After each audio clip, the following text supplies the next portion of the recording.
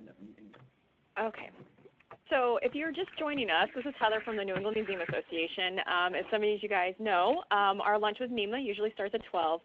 But this time around, I made a little mistake in the confirmation, and it said 12:30. So if for those that hung out with us for the last half hour, thank you for coming on early, because you're very familiar with the NEMA. Lunch with NEMA starts at noon, and I also want to thank everybody else for just joining us. Our numbers have definitely doubled from 12 o'clock. So thank you for that. So we're going to start over again. This is Heather. I'm with the New England Museum Association. And today we're going to be talking to the exhibit designers at the EcoTarium about their new city science exhibit and collaborating with the community. So if you're just joining, make sure to take our little survey there. That will help Betsy and Alice talk a little bit more about what they're doing and just seeing, where you're standing on that. I also want to mention that today's session is being recorded, so you could definitely check in later, or if you have to leave early, if you came here at noon. And also the PowerPoint presentation and some extra goodies will be available on the NEMA website later on. So Betsy, let's start over again. Are you ready? I'm ready. Hi, I'm Betsy Loring. I'm the Director of Exhibits at the EcoTarium. And I'm Alice Promisel, Exhibit Content Developer here at the EcoTarium. And joining us in spirit is our Manager of Exhibits and Collections, Shana Heralchek, who can't be here today, but a lot of this is work that she did as well. While you're taking the survey, I'll give you a little bit of a background about the EcoTarium, and then we're going to use the City Science exhibit, which is our new permanent exhibit, as a case study on ways of involving the community, and we found many ways in which it can go awry, and some we anticipated, and much more we did not. So we had a lot of reactive tools and things that we tried, but I am hoping that we made the mistakes so you don't have to, or you can go on and make new mistakes. And then share it with us later. And then share it with us later. All right, so the EcoTarium is the modern face of the second oldest natural history society in the U.S.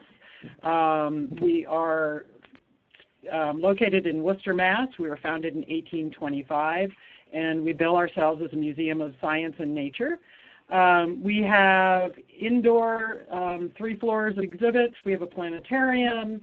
Outdoors, we have trails. We have about 30 acres. We have a live animal collection as well as a natural history collection. Our exhibits are developed pretty much in-house, though not all built in-house. And our exhibits typically have a mix of hands-on interactives that we develop, live animals, and objects from the natural history collection. Survey still going, Heather? Yes. You want me to show the results? Yeah, if we're there, that'd be great.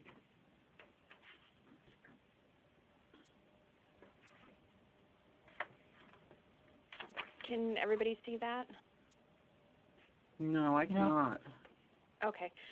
So it looks like, so have you or your institution brought community members into development of exhibits or programs? 6% said yes many times, 28% yes one or a few times, 12% said not yet but we plan to soon, and 25% said no but we'd like to, and 0 said no.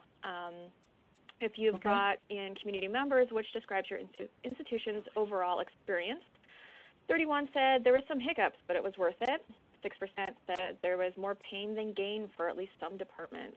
And you've brought in community members, which describes your personal experience. It was fantastic, said 9%. There were some hiccups for me in my department, but it was worth it, said 6%. And 9% said there were issues for other individuals' departments, but it was positive for me and my department. And 3% said it was significant drag on my department and my ability to carry out the project. So we're across the board on that one, but Okay. Yep. So well, it sounds like the majority. Yeah. But it does sound like a lot of people have not yet brought community members in, so that's helpful. Thank you, everybody, for doing that. Okay, and we will put it on your presentation. Okay. Thank you. So again, we're talking about how you bring the public in to participate in your development process, which is really about letting them know what kind of sandbox you're inviting them into. That's me and Alice. Do I click? Oh, I click that way. Okay. Again, this is us. This is obviously not the building we started in 1825. Photos showing the kinds of things that we offer. And I will point out on this one up in the upper left, that's our top floor exhibit in Mount Washington. And it shows the idea that we pick a cool destination in New England and find the jumping off point, use that as the jumping off point for the science in the area. But we don't stick to just natural history science. We do a variety of sciences. So City Science is our case study today. It's about 2,500 square feet. It's permanent. It's the largest we've done in decades. Lots of hands-on interactives. And in the end, we came up with 27 exhibit components, most of those interactives. We had 10 different university partners, 50 community partners, and literally thousands of visitors involved. And we're still standing. So why do you want to invite people into your process? And I will put forth that you do not settle with, we want community involvement as your answer. That's not good enough. I would say that the only reason to invite people in is only to answer questions you can't answer any other way. It's just not worth it if you haven't been really clear about why you want those people in. If you don't agree on that, you could be collecting input that you can't use, which is very upsetting to the people that you've invited in. Alice, in fact, had that experience where she was invited in and everything she offered. When I left with my colleague, we were in the car driving back saying, why did we even go to this? What was the point of this? Because, you know, we were invited in and they disregarded all of our comments about this is above the age level of the children. Yeah. And you don't want to do that to people who are volunteering their time to you. But one thing that's even worse than that, you might get input that you should not use, but are forced to take. And you really don't want that either. So in our case, what were the questions we wanted answered? For City Science, we wanted to know what do people want to see in the exhibit, and those are stakeholders, sort of broadly defined. And then we needed other outsiders to help us with the science content behind those exhibits. And notice that the questions you're asking may require you to bring in different groups of people. So we wanted to brainstorm with groups of stakeholders, and we were focusing both on what are the things that people expected to see in the exhibit if it was about cities, and what did they want to see, because expecting and wanting are two different things. So what could possibly go wrong? Well, that, and you can't have sewers and rats, and no. It's really depressing. Worcester especially is depressing. And did I say I wanted trains? And the joy of all these comments was this was before we started our stakeholder process. So we already knew we had to get out in front of what people were expecting before we even got to the focus groups. And in the end, that picture on the top is a 60-foot long cityscape of Worcester. So yes, even though people thought Worcester was depressing, we kept Worcester. We do indeed have sewers. In fact, we have footage of the inside of Worcester's sewers and the six-wheeled robot that inspects the sewers. And we got 3 lovely live rats, all named for cheese. And we got trains. So, as I said, you're going to note that the graphic design on this is indicative that I was not the graphic designer on the exhibit. So, lesson learned the hard way. We already knew this lesson from previous experience. You're going to need to get people in the right mindset before they start brainstorming, or they're going to be coming up with ideas you can't use, that you can't afford, which I'm putting these up backwards. What was lesson learned number 1? Because we learned these backwards.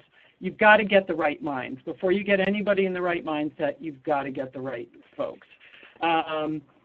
And we knew that most of our usual stakeholders, especially trustees and staff and volunteers, the people who normally pipe in, are not representative of our public, and they're not representative of the fact that we wanted to bring in, we wanted to make an exhibit that really attracted local residents who weren't normally coming to us. So we also did exactly the same brainstorming exercise with Worcester youth groups, community organizations, the high school right next door. So past mistakes, to summarize, your usual constituents are not representative of your visitors. So what we did on that was to get a lot of community groups. Alice is tapping me. Because I want to say, from the history perspective, the trustees, I mean, there are certain people that you do need to have included. But if you have a trustee or somebody who needs to be involved, but they prefer a 1970s interpretation of the American West, it needs to be made very clear very early that you are indeed going to use recent scholarship, that person either has to understand that or maybe be contained in a different way, because that is not a professional thing to do, to let somebody try to have it be the 1970s way when we're in the 21st century. Exactly. So we're going to talk more about ways that we sort of help define that sandbox so people knew the rules coming in. But to stick with our mistakes, in the past, in a past exhibit, once you were in a meeting that had to do with the exhibit for any reason, you were still on the committee. We didn't have a lot of control on that. So we literally had people who were there for managing the finances on a grant, weighing in on the content of the exhibit, which was a problem because they didn't believe in climate change. So we now, I'll just show you one thing that I've done with an all internal multi-departmental meeting is I get buy-in in the entire group that we're going to divide up within that group. Certain decisions rest with certain subsets of people. And I've further broken this out that each of these subset groups of people come up with the criteria by which they're going to judge their decisions, and they get buy-in and all of that. So that's one of the shared resources. So I didn't try that on City Science, but just lesson learned, very hard way. And finally, the lesson that we learn and just cannot seem to get through our heads very well is that people really don't understand the exhibit development process. They probably don't understand, if you don't develop, interactive exhibits, they don't understand your work either. And they often think that they do understand it. And it's really hard to overestimate how much people don't understand our jobs. And we need to, in a proactively positive, non-defensive way, help people understand the scholarship behind what we do and what are best practices. So one of the things we knew we had to do, we shared the exhibit development process that we went through, and we said, okay, you guys are going to be in that brainstorming in the far left corner of this entire process.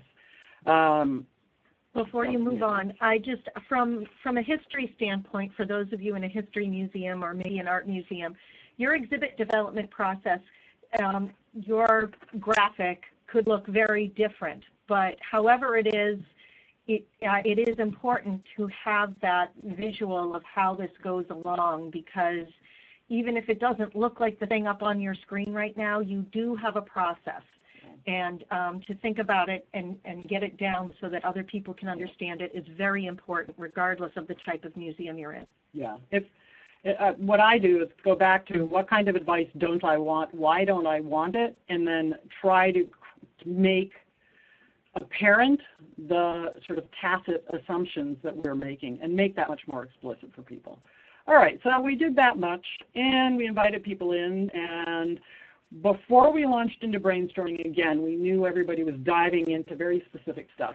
So we did a warm-up activity, and in this particular case, this would look different for every exhibit, but in this case, we wanted people thinking about Worcester and about cities, and so we did, you know, sort of the best of, worst of, and then some sensory questions.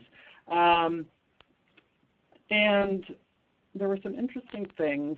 Well, oh, there we go. So once people had done that warm-up activity, now we dove into the brainstorming about, you know, this was when everybody was able to tell us how easy it would be to make, you know, an exhibit full of trained or whatever.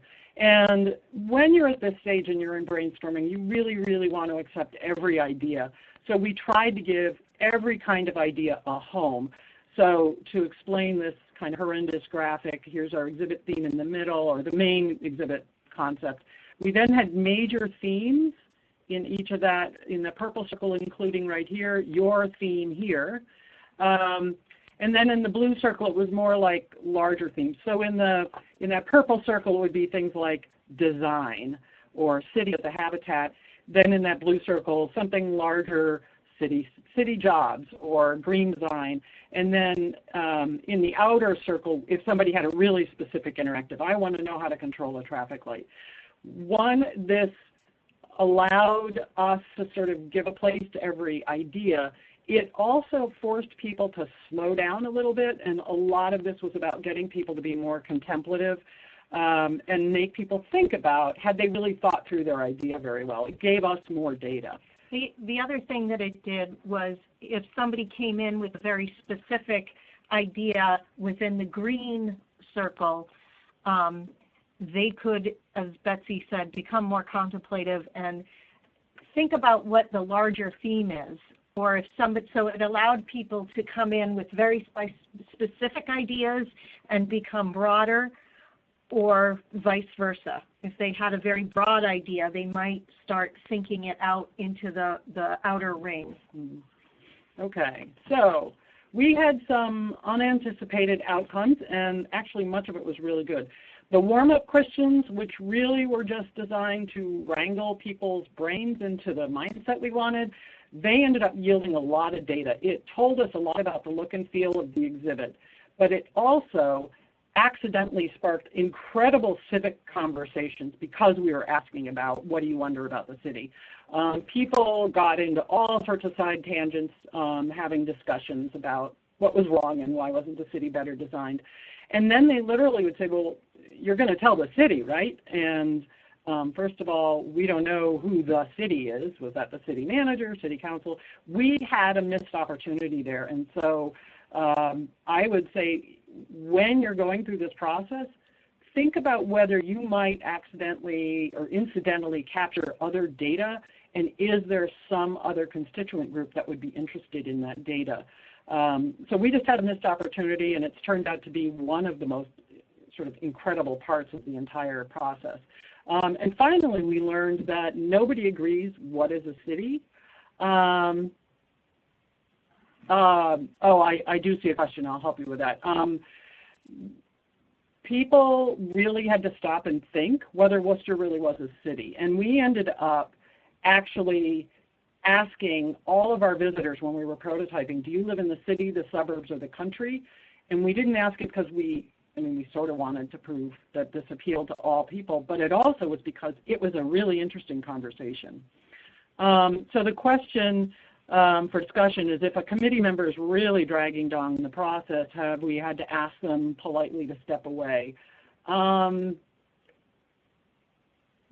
I don't know that we've ever done that. We have had to kind of focus on containment, because usually, so what we've tried to do is really control who is on the committee, because we have had things go really awry. And so we've ended up sort of going around the back end and having to get agreement after the fact that the exhibit team was the final arbiter of things.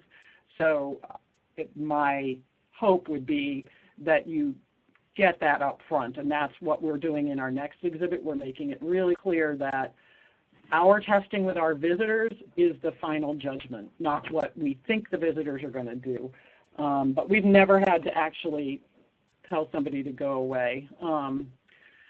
It's just much harder to get out of that situation. So I don't have a good polite way on that, I'm afraid.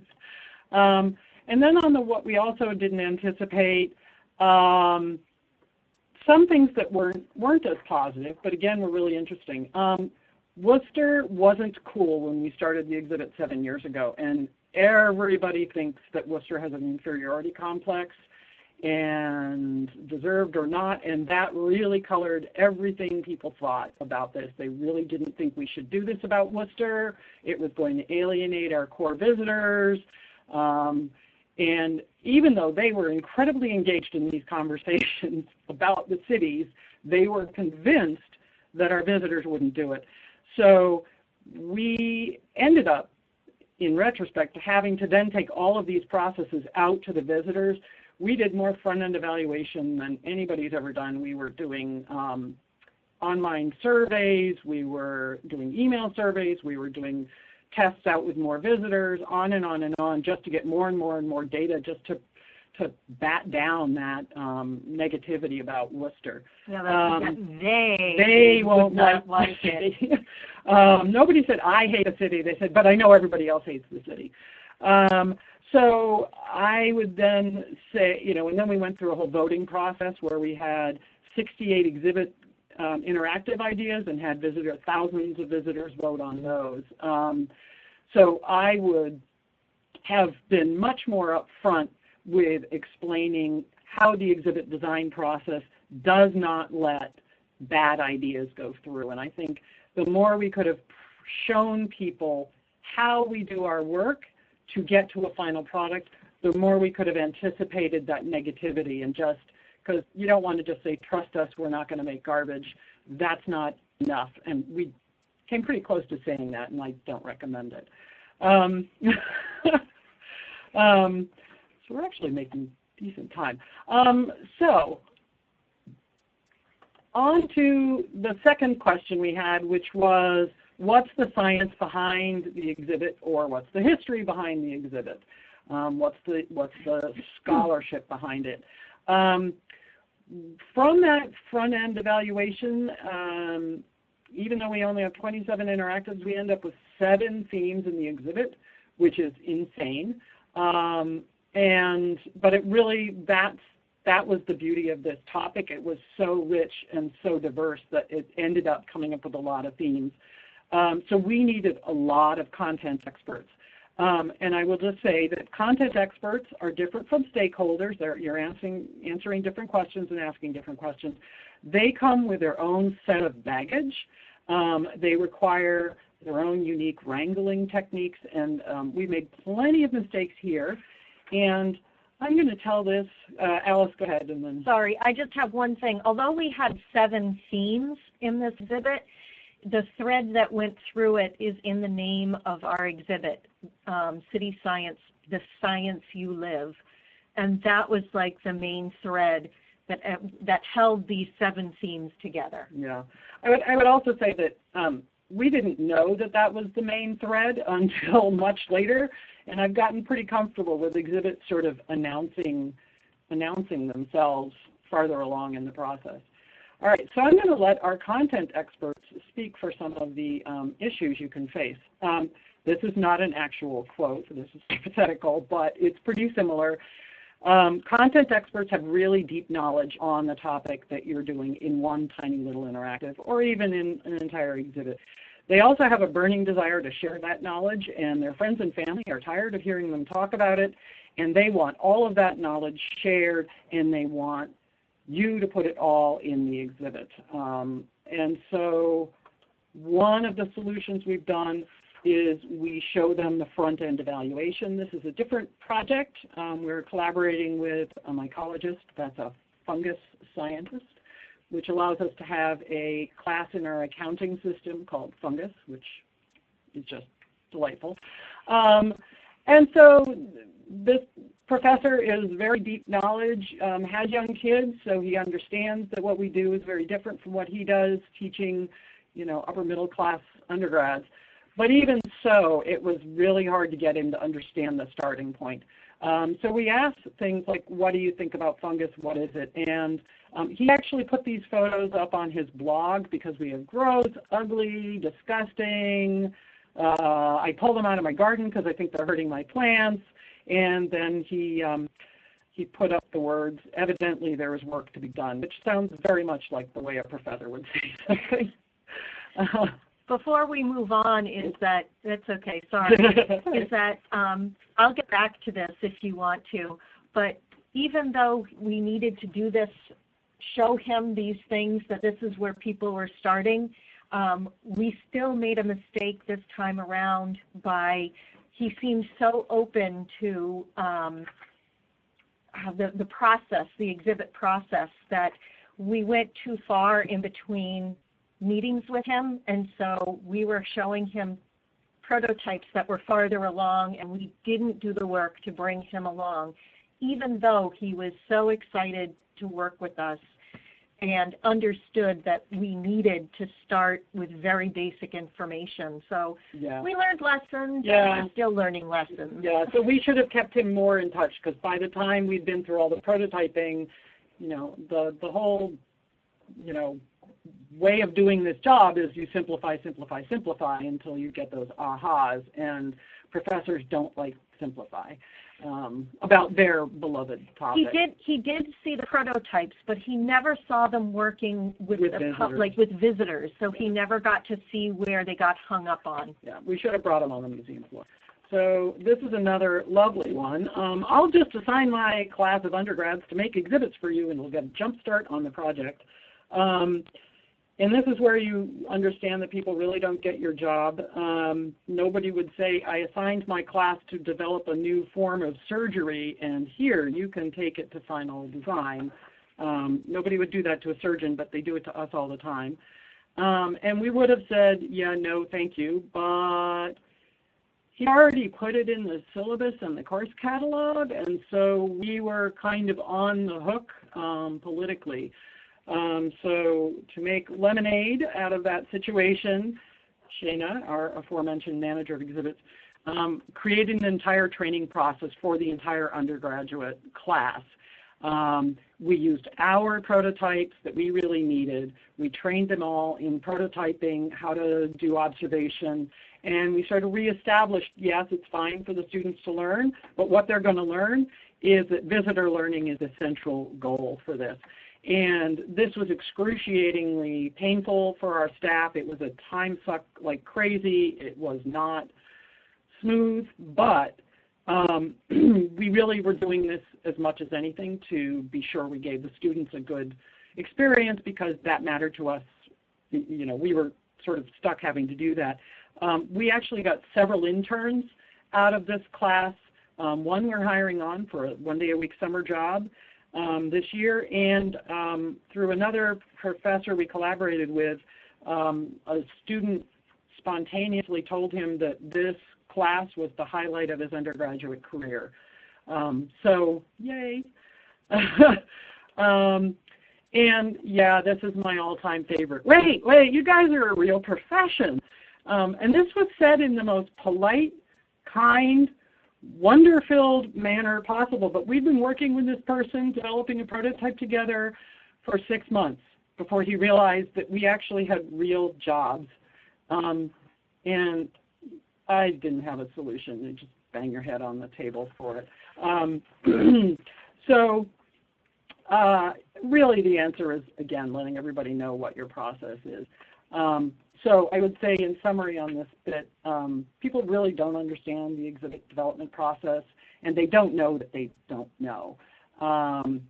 And they will make assumptions based on what they think they know. So it's really our job to let them know what our process is. If you're going to invite people in to collaborate on the process, it's extremely unfair, and we've been unfair ourselves, to not be extremely explicit about the process that they're going through, what constitutes evidence. It's not just somebody read it in a magazine, that we're, whatever is your process and whatever constitutes best of the scholarship of your museum field and your exhibits or programs, that really needs to be explained up front, and you really need to explain where they fit in that whole process. And they might end up finding out that we have real jobs too.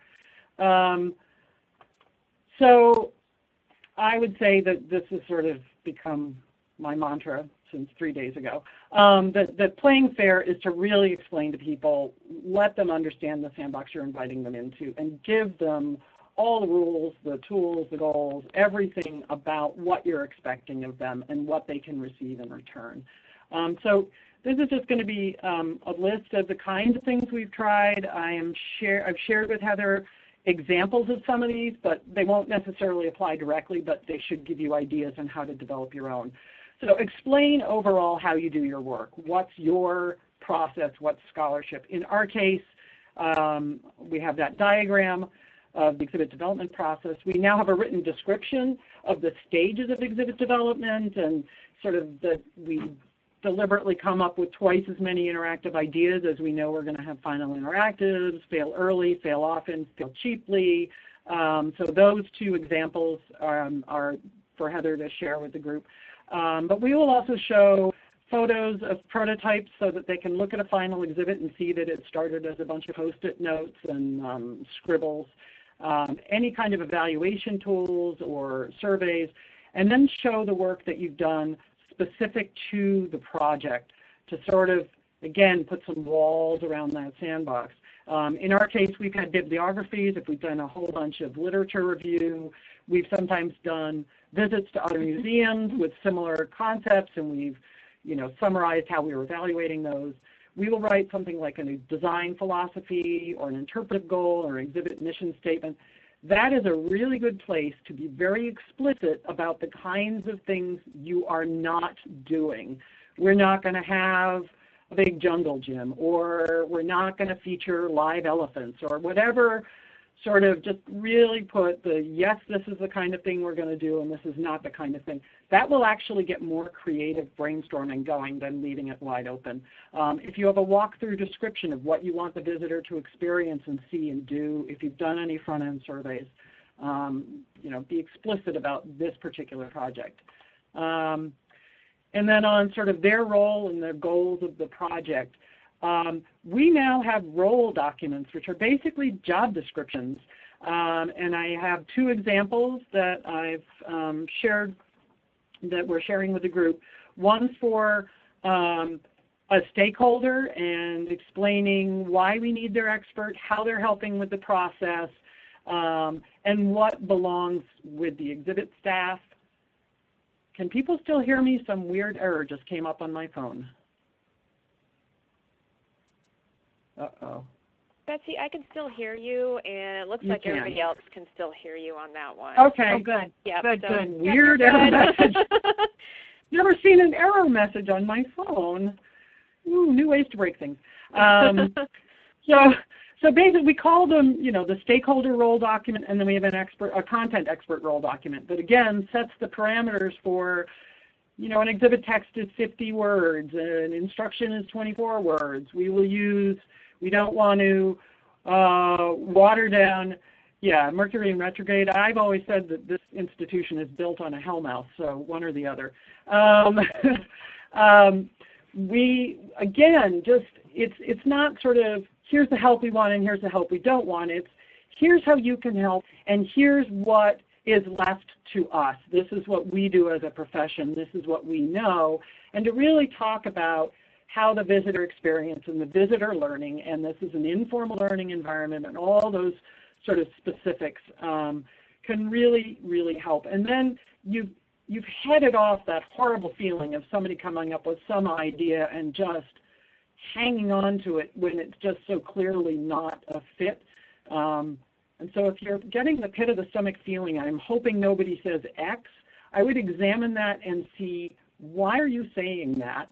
And make that an explicit thing. Oh, we've decided that we're trying to hit a new demographic of people, or whatever your reason is, make those really explicit rather than having to put yourself in the position of having to shoot somebody down later or politely decline it. And there still are some issues.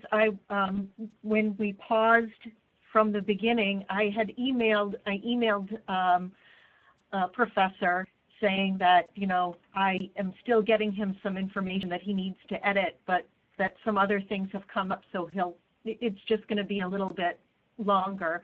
And he wrote back, no worries, do you want me to start on the text? Writing the text. And I'm like, that's No. the last bit. All I wanted to do was to sort of touch base with him and say, it's coming, it's going to be a little later. We're not on a particularly tight deadline on this. But when he ever came back with, do you want me to start on the text? And this is the thing this webinar was what we are talking about. I mean, it was just like, okay, let me contain him again. And yeah. I thanked him. I said, no, I'll take care of the text. I just wanted to fill you in. So you can do all the, the boundaries and setting things, but you still also, throughout the process, are going to have to refocus and contain.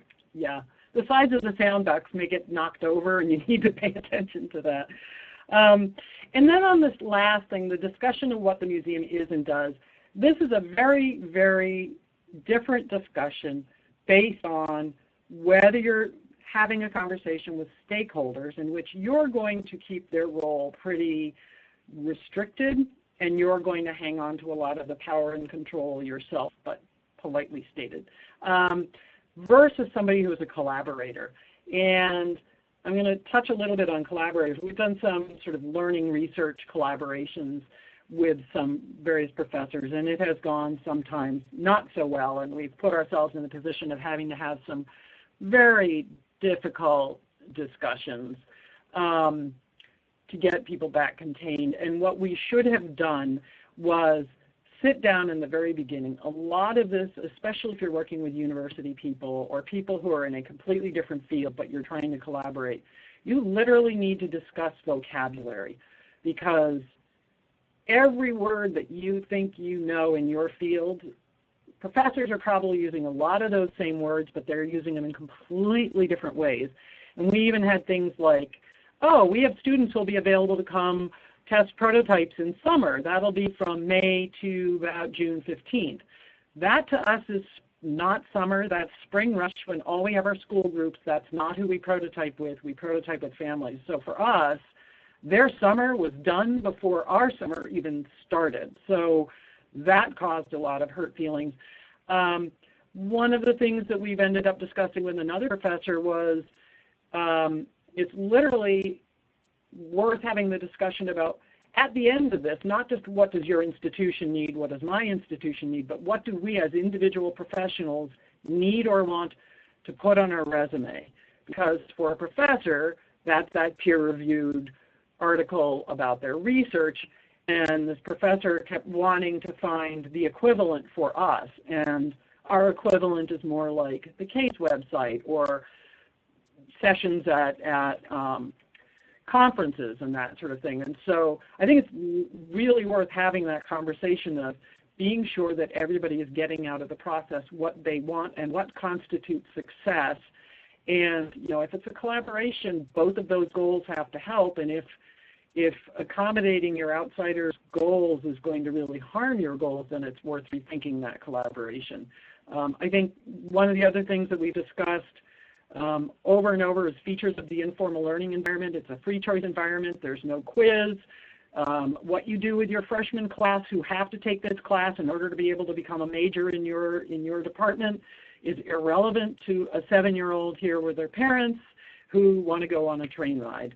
And really, we've had to describe to people why they can't do a half-hour interview of people out on our busy floor. And the more you can bring people to your environment, kind of bring them into the worst-case scenario, let them get stuck in traffic, let them hear the din of the museum, or let them sit there when a 4-year-old wanders out of a program. The other thing is that with the professor working with us on the Fungus grant, we had a section of tree with a bracket fungus on it. And I brought it into the meeting with him. This was after we had done several prototypes. And I said to him with this thing in the middle of the table, I said, describe a fungus to a 5-year-old, or describe this. And I pointed to the bracket fungus. And he looked at me and he said, it's a fungus. And I was like, and? I'm like, you got it. He was having a hard time with, even though he's still a dad of younger children, maybe not 5-year-olds, but it was like it caught him, and he had to think, how do you describe a fungus for a 5-year-old? And so it was kind of a funny conversation after that. Yeah, I think if you're fair about it, bringing people out and really showing them the process so they truly understand your starting point and your end point, wherever you can, because that's the reality of our job. And so the other thing is to really make clear our client, in this case, is our visitor. And what does that visitor look like? They're a family audience or it's a school group audience, and what are the parameters? What's on top of the mind of that group? Oh, the chaperone is spending all his or her time just being sure that they return to the teacher the same number of kids that they got originally. They don't care about learning goals. At least I didn't when I was a chaperone. So, explaining that is helpful. And then the other thing I think is really worth reminding people that there are lots of really good ideas that don't make it through the exhibit development process, or there are lots of good ideas that don't make it through the process to become a great program. Doesn't mean they're not good ideas. They just might be a great idea for a NOVA program or a book or an undergraduate lecture. And just to let people know that when you're gathering lots of ideas, you're gathering more than you need because you know some won't make it through. And I think that can really, we're trying to be this much upfront with folks in our current process that we're working on. So we managed to leave time for questions. So this is City Science. Come visit it. It's fabulous. And this is us. And I would love questions, comments, concerns. So if anybody has any questions, go ahead and type them in, or any comments. It does look like a really cool exhibit. It is. It's very cool. I can say one of the things that we're actually doing, we're actually speaking at a conference of urban and regional planners called the Smart Growth Alliance. So, yeah, the planning community is getting kind of interested in what we're doing. So we're going and playing in somebody else's sandbox, so we'll see how it goes. Well, I mean, it's nice because they recognize that we were able to tap into something that, inviting people to a committee meeting in the evening to discuss city design may not tap into the right people. So other ways that you can reach out to people. So. Yeah. You know what I could do? I was going to say the other thing. Oh wait, what's this? So what I have shared, are there any sources of planning document templates for museums? So what I didn't do was create templates, but I shared what we have shared with our stakeholders that you are free to borrow, but you'll probably have to adapt it, because I recommend you adapt it to your own. So we have those 2 stakeholder role documents. Those sort of describe different aspects of the exhibit development process for us. And then I have that schematic of the exhibit development process and a write-up about the exhibit development process. And then a little bit more about how we divide it up in in-house department. Heather, you'll have to answer the where can we get these documents. The documents will be on the NEMA website. Just give me a few minutes after the presentation ends to upload everything. Because it usually takes me a few minutes to download the presentation itself and upload it to YouTube. Okay, cool. Is there any more questions? You guys covered quite a bit there. And there's so much more. And by the way, we're doing a session at the NEMA conference, which is about this and more, about sort of how to hold the line. Plug, plug, plug. So, yeah. And I would say the other thing, this would be a topic for another day. Oh, yay, BJ! She got the dates up there. And we're on Cape Cod in Falmouth this year, so we're going to be Falmouth, yeah.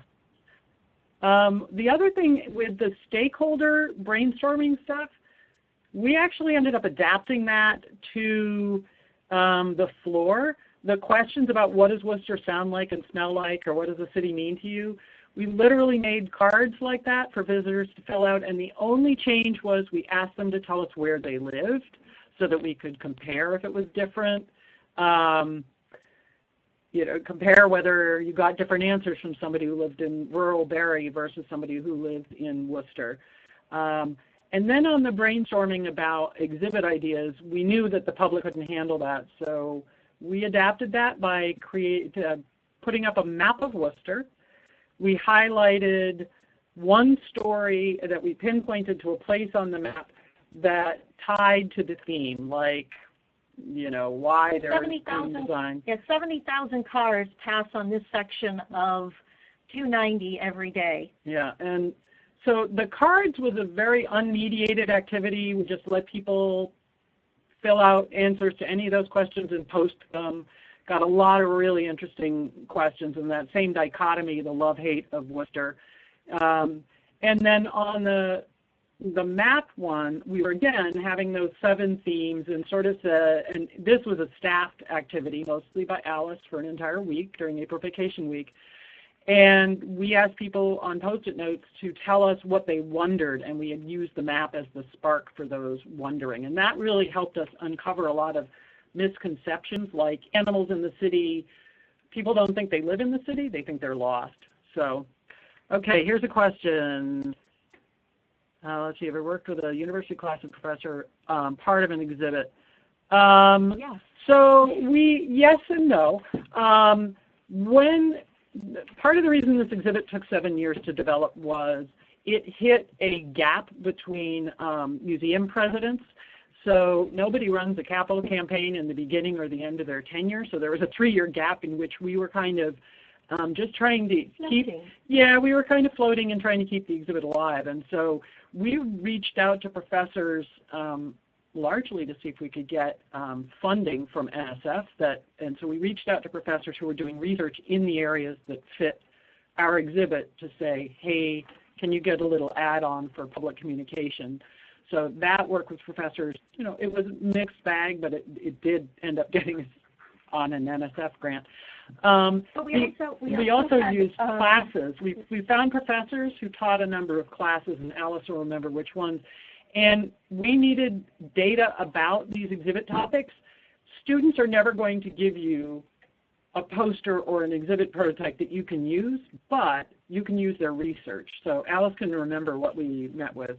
We had somebody who had an environmental sociology class, and so he had his students do research on mainly sort of the intersection of the environment and people and society. Mm-hmm. And so we got some interesting information. It was Worcester-specific information in this case. At the very beginning, we also had a GIS class from Clark. GIS is Geographic Information Systems. And so they had, they took it, but I think it was a graduate class. Yeah, I think it was a graduate. And they were able to really delve down into more detail.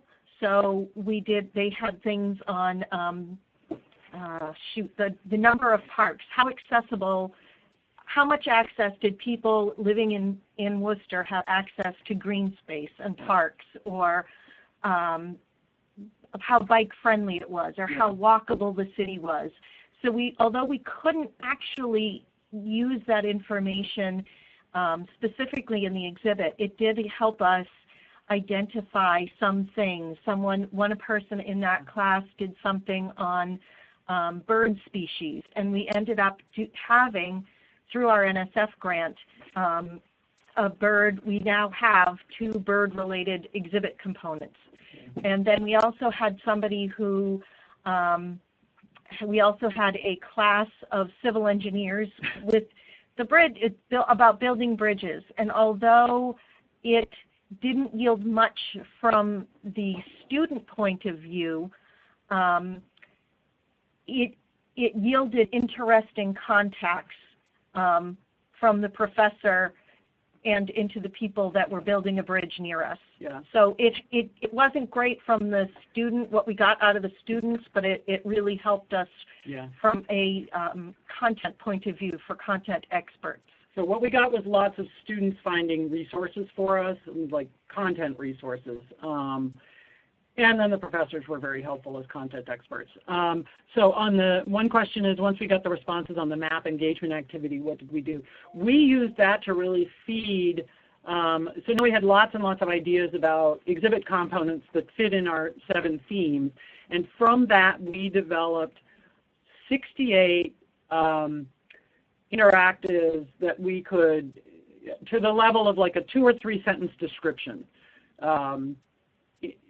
There were ideas. Ideas for exhibits where we were just sort of describing. In this activity, you're going to explore a map of Worcester and you're going to be comparing X, Y, and Z. In this interactive, you're going to learn how rats listen with ultrasonic hearing. So we used those responses really to drive what exhibit ideas we were doing. We then took those exhibit ideas and put about 10 or so of them we divided them up by those 7 themes, and each of those pages had, the 7 to 10 exhibit ideas on there, and then had people vote on them with a smiley face Likert scale, and that helped us order which interactives we were actually going to start taking to the prototyping process. It was also really helpful for us to uncover those misconceptions. So we used it also because it really helped us anticipate what might happen during prototyping. Do we ever see this exhibit or parts of it traveling to other cities? May I quote you? And do you know a source of funding, Scarlett? Yeah, we have identified about 14 exhibits, interactives, that we only have to strip out a sentence or 2 and maybe change an illustration to make it a traveling copy. And so, yes, we are, fingers crossed for funding. We do think it could travel. I know there is no other exhibit like this. I surveyed all of them. And so I've done traveling exhibits before, so I sort of know that sweet spot of like 2,000 feet, so that it would really appeal to the smaller science centers and children's museums and things like that. So, yeah, we really would. We're doing a summative evaluation outside firm this summer just to get more data on it. But, we've got interactives that we're pretty certain have like 10 and 15-minute hold time sometimes. So anyway, that's those answers to that. Does anybody have any more questions?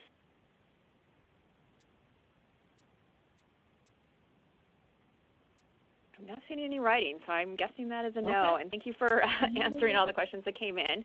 I definitely want to thank Betsy and Alice for sharing their information on this one. I hope everybody has found it very useful. And I also want to thank everybody for either staying on for another half an hour or joining us at 12:30. So I definitely appreciate that, being flexible on extending the time a little bit here. Yeah. Yeah, thanks everybody for doing that. That was helpful. And thank you, Heather. This has been really a wonderful experience. Yeah, come see the exhibit. As the parents say when they're dragging their unhappy kid out of the exhibit, it's permanent. It'll be here when we come back. How long is it going to be on display? I mean, it is more of a permanent, but you guys have an end date for it? When we next get... Let me say we have a few others to do first. Yeah. First we have to, like the next thing is converting a polar bear habitat to mountain lion habitat. And given that mountain lions jump a little farther than polar bears. Polar bears, yeah. Yeah. So, right. So. It'll be a while. It'll be a while. Okay. I'm just still trying to figure out if cats can turn a doorknob, like that. According to some YouTube videos, I think they can. So. I know, and when the cat is 120 pounds, yeah, not You so don't much. want them turning that doorknob, no. That No, right. Okay, so I guess we're going to wrap it up. Again, I want to say thank you to everybody, and then join us for a future lunch with NEMAs, and I promise they will start at 12 o'clock like normal. And thanks, everybody, for being flexible. And, again, thanks, Betsy and Alice. Their information is available on the screen there, and I'm sure they'd be more than willing to answer any questions that you have offline and stuff. Most definitely. Absolutely. Yep. All right, thanks Cool. everybody. Cheers, and we'll everybody. see you next month and at conference for another presentation from these guys. Okay. Yay. All right, Thank thanks. you. Thanks. Bye. Bye.